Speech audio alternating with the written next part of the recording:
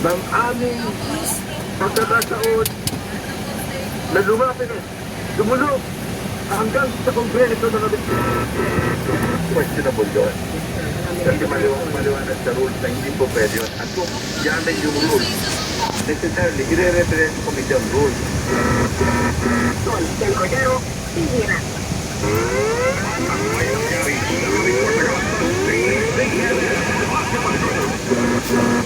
Uwi lang ng Makati kaninang umaga. Magandang umaga po sa inyong lahat.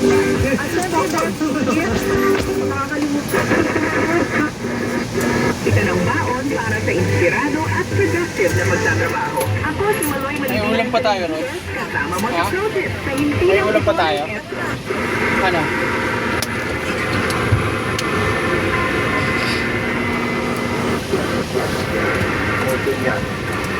Order ka?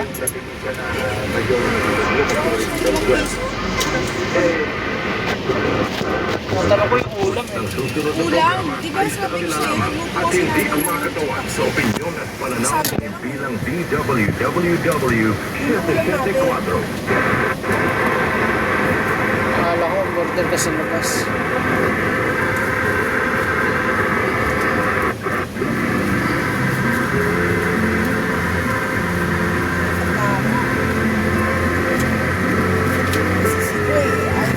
Shit eh, 4. Uy, ang ganda yan, eh.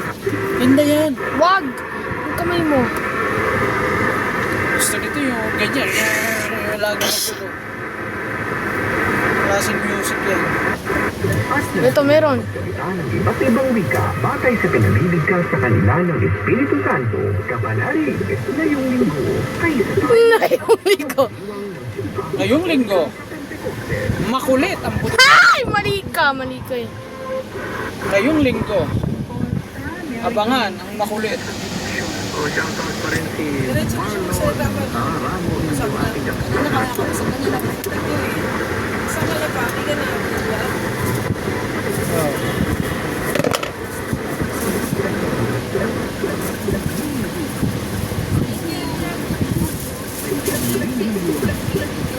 ay mapapanatag at mapupuno ng May discount ba? pag-iingatang ka ng Diyos. Mamaya, matulad sa mga ino-order ko, hindi binigay yung discount. Ganyan, di ba?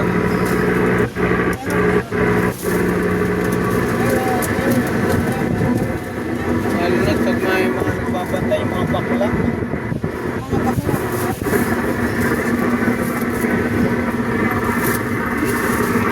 Ganyan pala yun, yung magbantay yung mga bakla. Ang talagang first in, first out nila. Bawa, kung gusto mo i-distribute, first in, first out, puro hita lang. Talagang yun lang gagawin nila. Narinig ko yun doon sa ano eh. May dalawa akong naging pasahero. Nagkukuro. Yun yung ano nila, usapan nila. Hinaan.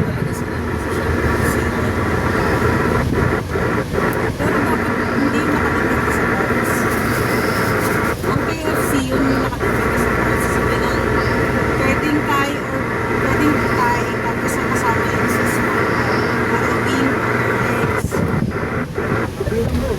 Iba nga ginagawa ng mga bakla. Ganun daw.